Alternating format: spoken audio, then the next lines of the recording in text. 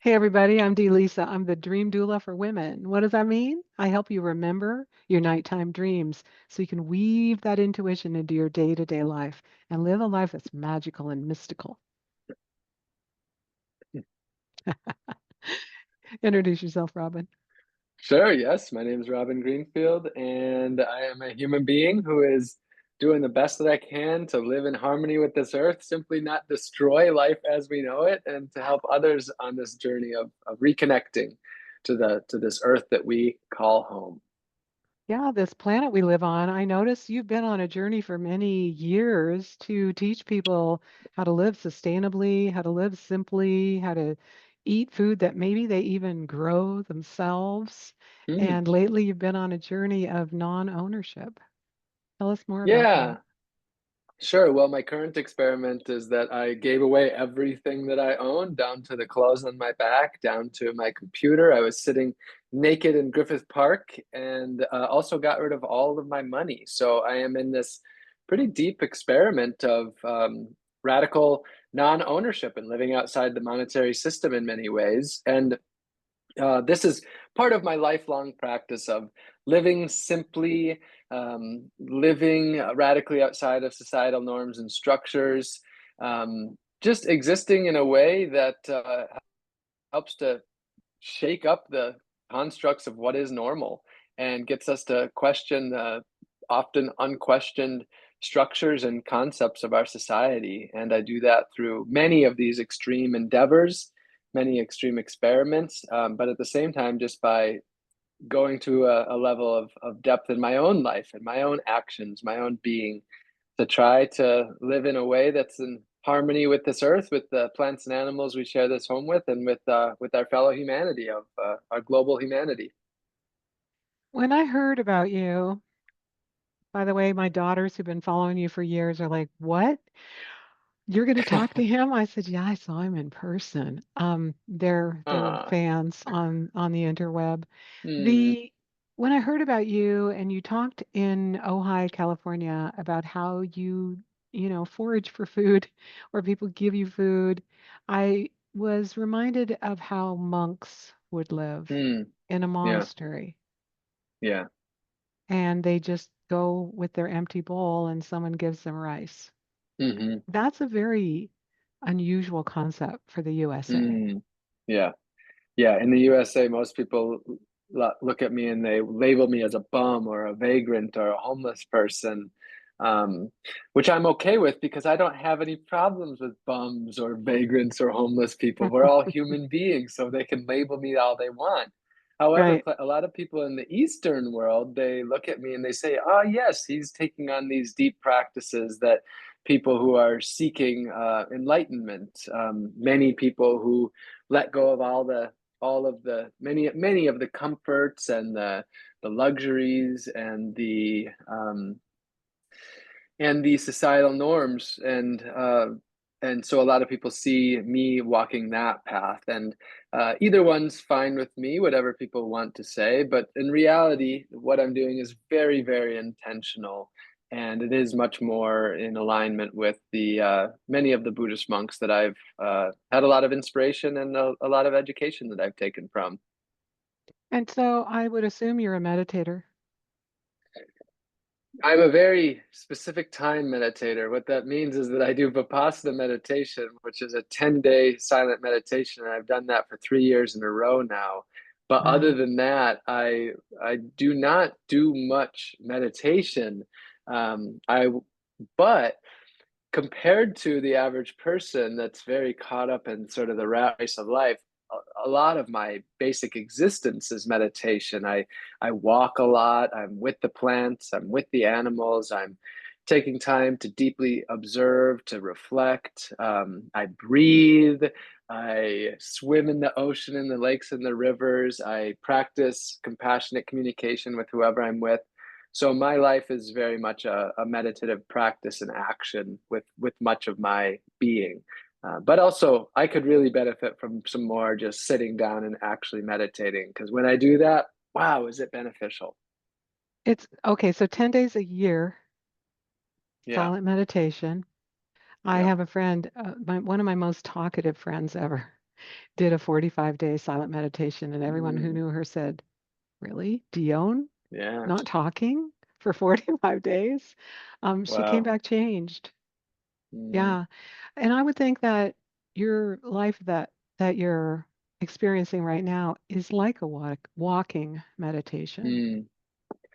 On the better days, after this long experiment of non-ownership, where I was actually offline for 9 weeks, so 9 weeks without looking at a screen, without answering an email or a text or a comment on social media, man, I was in the most deep present moment that I had ever been, and I really held on to it, and that really resulted in a lot of just deep inner peace and happiness and contentness. And now I'm back on the computer as of a few weeks, and I will say I've lost some of it. And I'm seeing how hard it is to maintain while having sort of two lives. You know, I'm a human being that's living very much in the present moment and far outside of a lot of the societal norms, but also I'm on social media and I have a lot of people who follow my work, and I have, I would say there's some expectations, and there's, well, basically, I kind of look at it like having two lives. There's the Yeah. online life and the offline life. And to the best Yeah. of my ability, I meld them together to be the same thing, but there's no way around it. They're not exactly the same. And being in the present moment is very hard when there's a whole nother chapter happening digitally, remotely at the same time. Yeah, I was going to ask you about that. If you did your own social media and you did your own YouTube posting and things, or if you had people, but you Both, do it I yourself. have both. It depends. Hmm.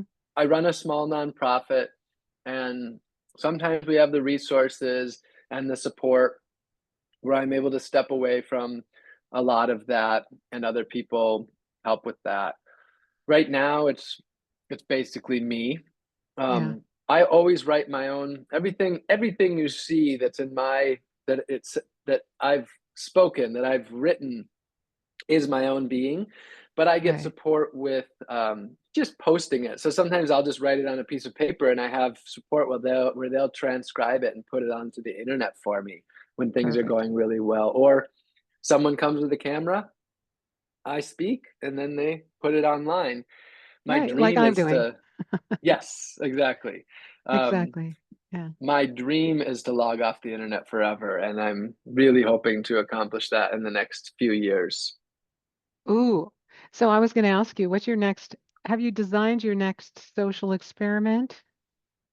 Well, my next experiment, yeah, is to spend 1 year foraging 100% of my food. So Okay. I've done a year of growing and foraging 100% of my food. This is just foraging. So no grocery stores or restaurants, of course, but also no gardens or farms at all. 100% of my food will come from what the earth is freely and abundantly of providing. And so it's going to be a deep immersion down to the salt, the oil, the spices, the calories, the fat, the protein, the vegetables, the fruits, the grains. And so it's going to be a really deep immersion in my relationship with the earth and the plants and animals we share this home with. I would imagine that some parts of the world are easier to do that in than others. Yeah, some parts of the world are definitely easier to do that in than others. And that's why traditionally human beings have had relationships with the land that were Yeah. really deep and meaningful because our survival actually depended on it. Now we Mm. live in this time of globalization and industrialization where most of us have totally lost the relationship and are really out of balance with that. So for me, this is a way of standing in resistance to that. I'll be in Wisconsin, and a lot of people would think that's not a good place because of the cold, long winters. Hmm. But the cold, long winters actually are some of the easier places to do it because the abundance is real for the summer and fall, and you just have to harvest that abundance. But I've been all across the country and a lot around a lot of the world, and it is something you can do in much, much, much of the world. I saw something shocking online just yesterday where I can't remember the chef, but one of these famous online chefs was showing children tomatoes and they didn't know what they were. Mm, yeah. And then cauliflower and they didn't know what that was either. Now, I Wow. don't I don't, think cauliflower is that common to people that don't cook at home, but how do you not know what a tomato is? I Yeah. thought, okay, there's so many children that don't, they knew what Yeah. ketchup was. Yeah. Absolutely. So good for you for going into your social experiments. Yeah. But let's get down to talking Yes. about consciousness Mm-hmm. and the world we live in. I believe, like some people say, we're in the matrix. You know, we're Mm. plugged into this virtual reality, which may or may not really be where we are. I Yeah. believe that life is a dream. Deepak Chopra says it. Life is a lucid dream and a vivid now. Mm. Wow. And I've heard that people have passed over and come back to tell the tale. The near-death experiencer people said when they die, they wake up. And this Mm. did seem like a dream. Like it seems like when they're dead, they're alive and Mm. vibrantly connected to the one life that's everywhere present. And then when Mm. they come back, they're like, okay, I'm going to go back. But it was like shrinking into this reality that we're having Mm. right now.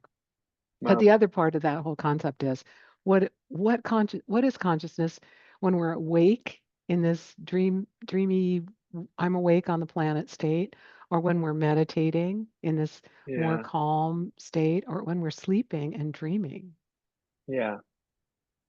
Do you have thoughts about that? Well, my thought, of course, is I don't know. I don't know who human beings are, where we came from, or where Yeah. we'll end up. Uh, I I I don't know if this apparent reality is real. I don't know if there's potentially other dimensions that exist on this earth that we could enter into, or maybe we already have. It's possible we are a simulation theory. I think there's a good chance that what we think is real is not, and that this is largely sort of a grand delusion of sorts. But I'm Mhm. also open to the idea that this is very real. Um, what I can say is that I choose to operate under the construct that I have free will. I choose to operate under the construct that I'm choosing my actions and what I do with my life. Not because I necessarily believe that we do, but because it's basically what I know how to do. And the reason that it works for me is because I think, regardless, I see the value in life. And even within this construct that we have, I see suffering, I see joy, I see the range of misery to bliss. And so, more or less, at this point in my life, I choose to operate within this construct of reality, and that works for me. I will say, when I watched The Cosmos by Carl Sagan, and then by Neil deGrasse Tyson, I did think to myself, like, what do I do? Like, what are we? I don't really know anything. Yeah, I was just telling somebody recently. I remember being a teenager and looking at the night sky and trying to have a conversation about infinity. Mm. And really the human mind can't grok some of these concepts that are so out of what we think. But as humans have lived all these 100,000 years on the planet, um, we went from thinking the Earth was flat, or the Earth was the center of the universe, to whatever theories we have now. And I think it's all evolving. But what stays the same is this fact that we're like, there's a way to kind of be in this drifty, dreamy state while we're awake, while we're either happy or not happy. And it's really fun to see it in little children. Mm. If you know any little children that are under the age of 7, they spend Mm. most of their time in the dream state in their theta Mm. waves in their brain. And Yeah. so when they're just like staring at a flower and you think, what are they doing? What are they? Well, it's like they don't know the difference between dreaming and being awake. Mm. Everything's a Very interesting. dream to them. I had a little Mm. kid once ask me, she was one of my daughters. She said, "Mommy, which is real?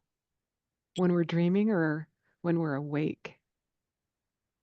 And she was about 4 when she asked me that. And I thought, what do I say? I said, "What do Mm. you think?" She said, "I think they're both real." Mm. Yeah. Because don't they both seem real when you're having a dream? It Yeah. seems real. And then Well, it when just you're depends awake, on it what, seems real. yeah, it depends on what your definition of real is. They're both a part of our reality.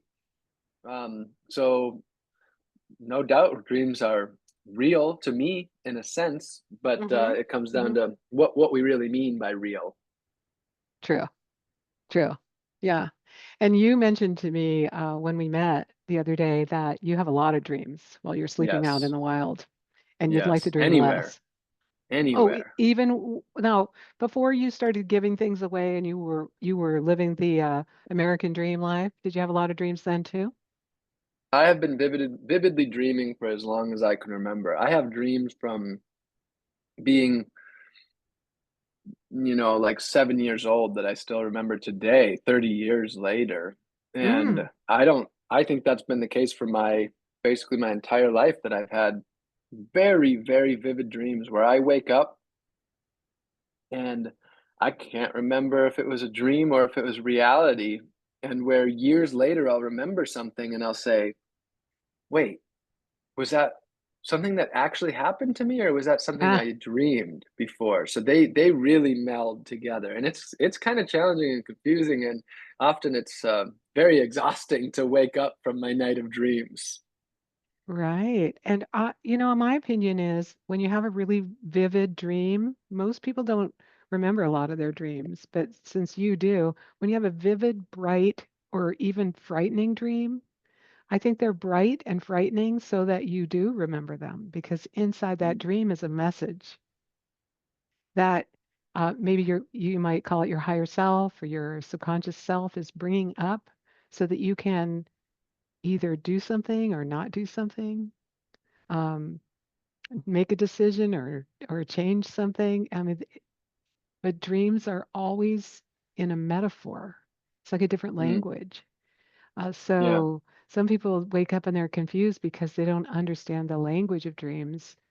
And then, of course, well, I would love to hear a dream you had when you were 7 years old. Can you remember one and share it with me if you feel like it?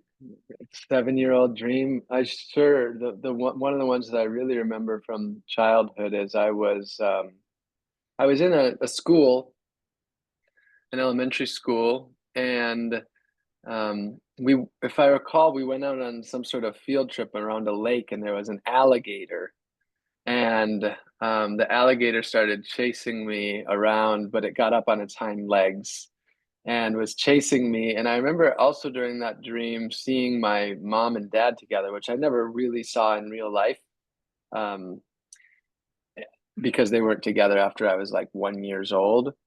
And then basically the alligator was chasing me around, and then I think I tripped over a sheep and fell, and I fell and woke up kind of like I was about to die, like the alligator was about to eat me.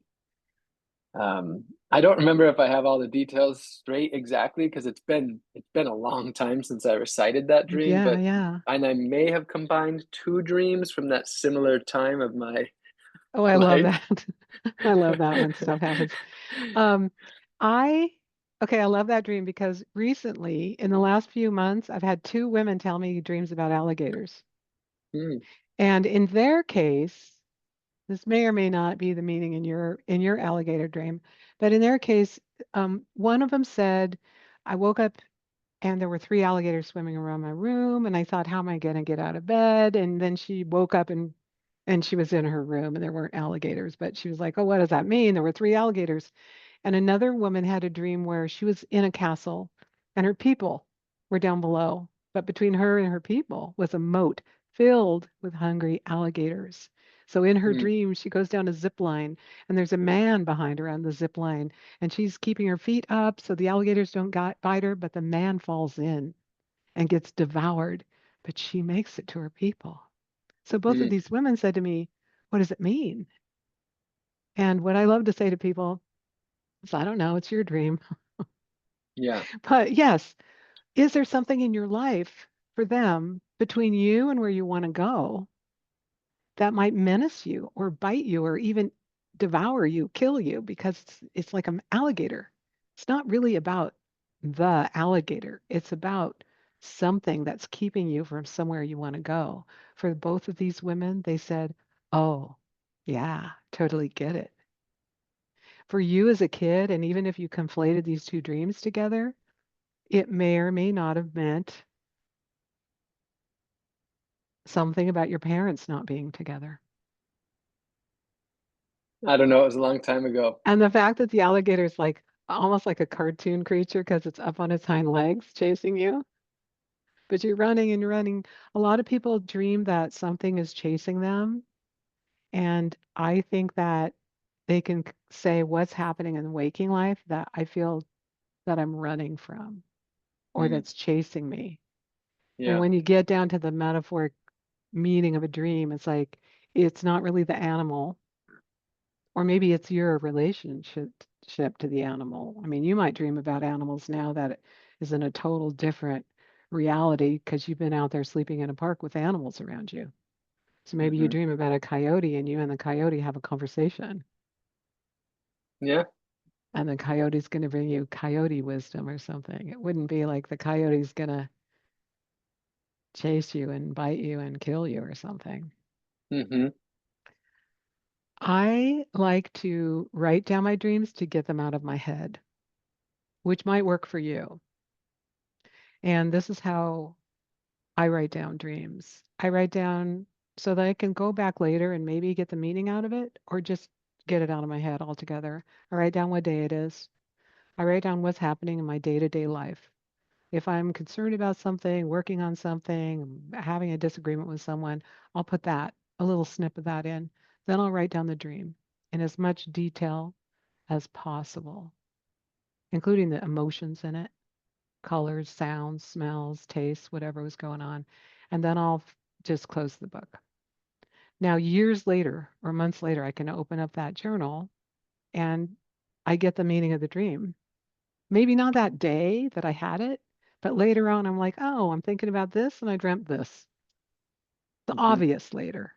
It might not be obvious right then. You kind of have to let it settle.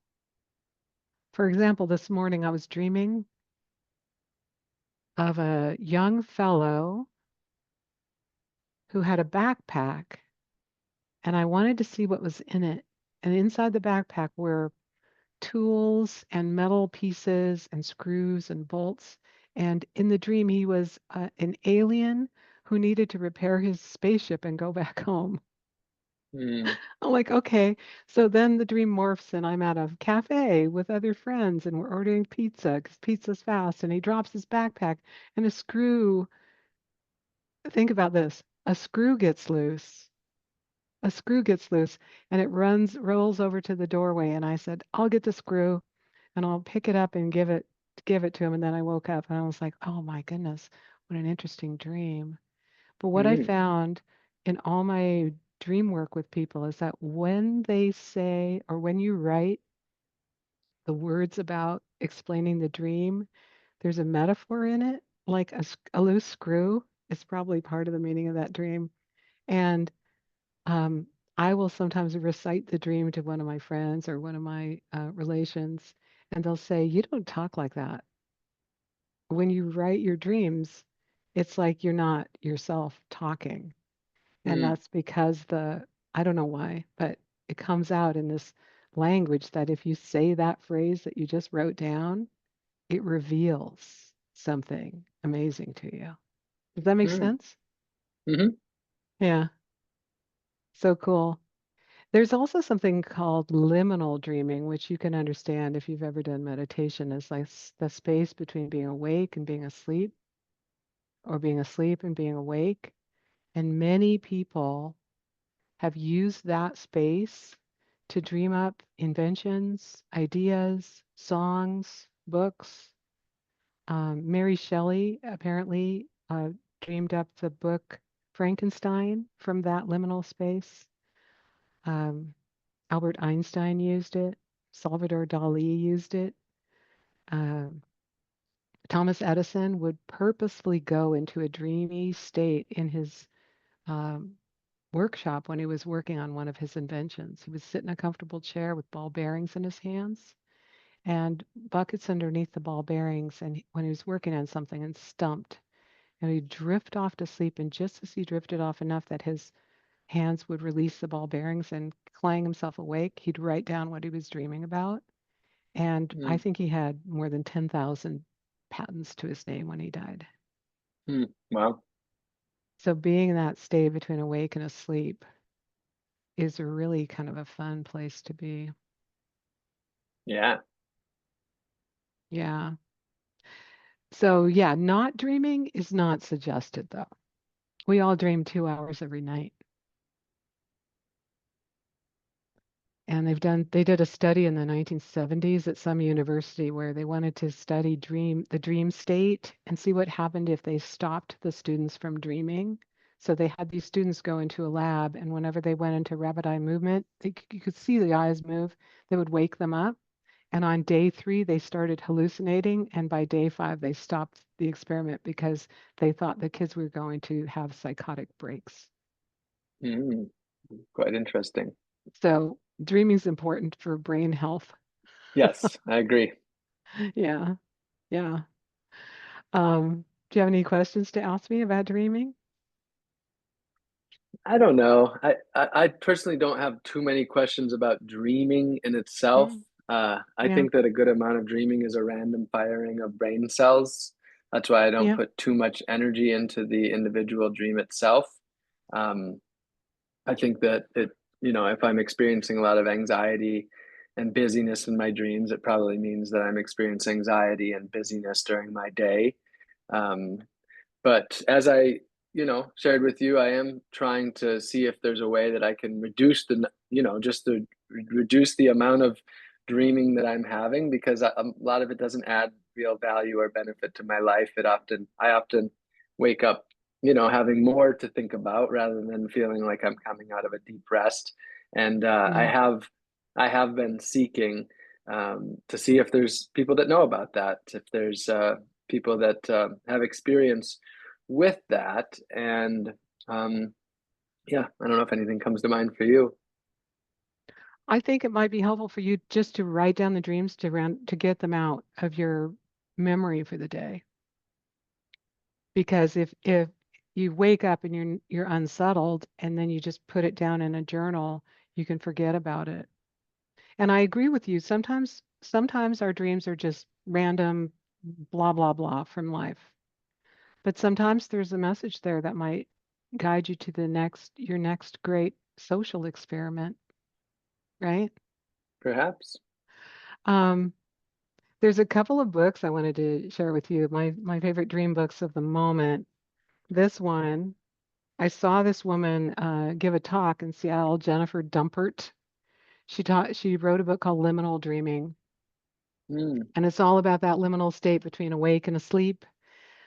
She tweets one dream every day from the liminal dream state. She can actually, in that state between awake and asleep, talk what she's dreaming. Those dreams are harder to remember. Uh, and she was so fun to listen to because at her lecture, she said, I'm going to talk about dreams. And just so you all know, if you want to fall asleep while I'm talking, that's cool. mm, I yeah. love it when people fall asleep. So she's like, all right, she's giving the audience permission to fall asleep. And then this Yeah. this guy, Andrew Holacek, wrote a book called Dream Yoga Mm, because there is a way that deep meditators, people who are yogis and have meditated for years and years and years, can go into a dream where they know they're dreaming.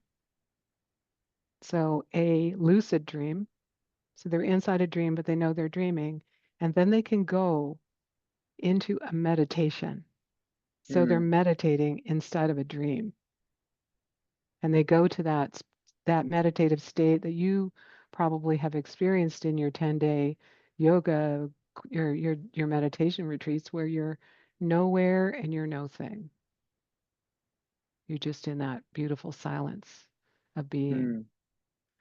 Uh, it's not easy to go there unless you've meditated a lot, but perhaps that would be a way for you to really um, enjoy sleeping more. Yeah, If that's you could master dream yoga. and master being a key word, which would take, hundreds Yeah, and hundreds of hours of it deep might. practice. First, you'd have to know that you're dreaming. Have you ever been in a dream and you know it's a dream? Yeah. Yeah. So you know it's a dream, so you're in a dream. And then there's the one I've only done it once. The one technique that he explains in his book is you imagine that you're going to go through the floor of the room you're in the dream space. And then it's just total darkness and total silence, and you're in that meditative state. And of course, I'm not a very skilled, up until now, I'm not a very skilled lucid dreamer. So usually when I become lucid in a dream, I just wake up. I'm like, Hmm. oh, it's a dream. Now I'm awake. So I did Yeah. that once. I said, oh, I'm in a dream. I'm going to try going through the floor.